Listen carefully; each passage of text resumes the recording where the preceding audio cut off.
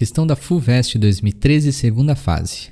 A vida dos peixes em um aquário depende, entre outros fatores, da quantidade de oxigênio dissolvido, do pH e da temperatura da água. A concentração de oxigênio dissolvido deve ser mantida ao redor de 7 ppm, o que equivale a 1 ppm a 1 mg de oxigênio para cada 1000 gramas de água, e o pH deve permanecer entre 6,5 e 8,5. Um aquário de paredes retangulares possui as seguintes dimensões: 40 por 50 por 60 cm de largura, comprimento e altura, e possui água até a altura de 50 centímetros.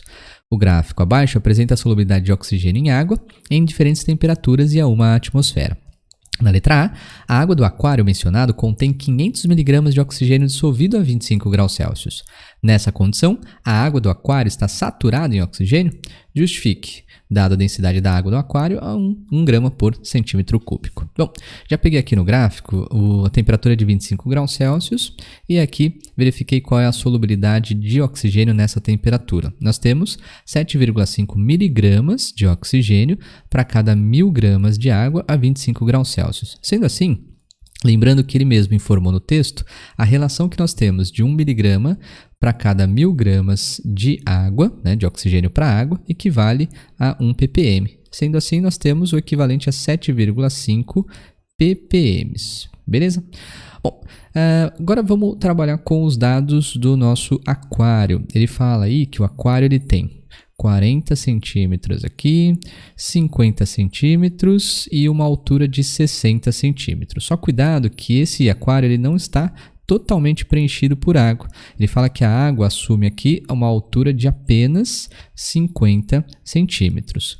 Com isso, a gente pode calcular o volume de água apenas lá que nós temos no aquário, Então, o volume de água aqui vai ser equivalente a 50 vezes 50 vezes 40, Então, a área da base vezes a altura. Isso daqui vai nos dar um total de 100.000 centímetros cúbicos. Vou colocar aqui como sendo 10 a quinta centímetros cúbicos, certo? Com a densidade, a gente vai calcular qual é a massa de água que a gente tem nesse nosso aquário. Como a densidade é 1 grama por centímetro cúbico, 10 a quinta centímetros cúbicos equivale a 10 a quinta gramas. Beleza, já chegamos na massa de água. Agora, ele nos disse que nós temos lá 500 miligramas de oxigênio dissolvidos no aquário. Então, nós temos 500 miligramas, 500, não 50 miligramas. Então, 500 aqui miligramas de oxigênio dissolvidos nessa temperatura, então em 10 a quinta gramas de água, certo?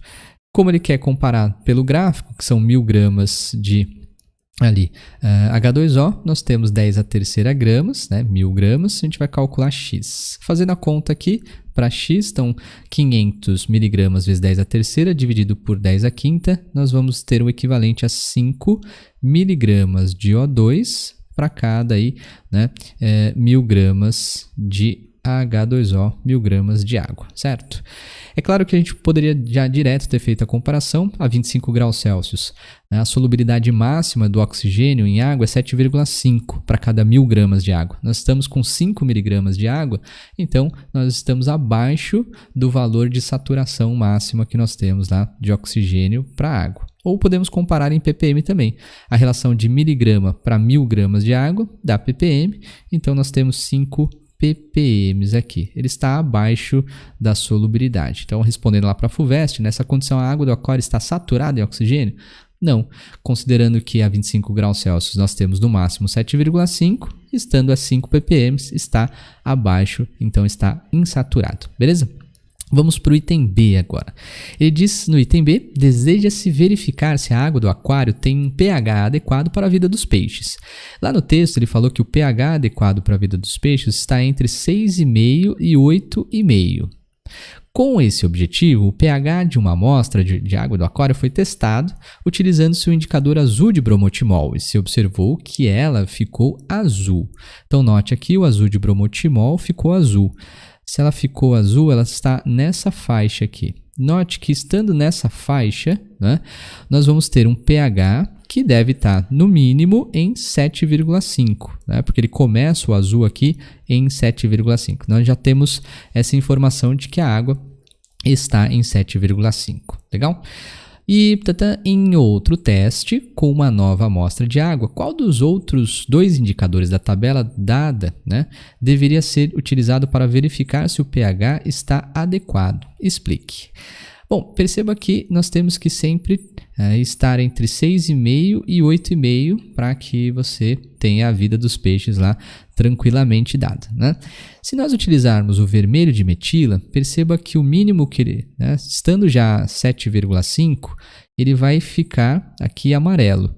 Mas o importante é, se ele vai ficar amarelo, nós podemos ter um valor, né, acima de 8,5 que continua sendo amarelo, o que não é ali bom para os peixes.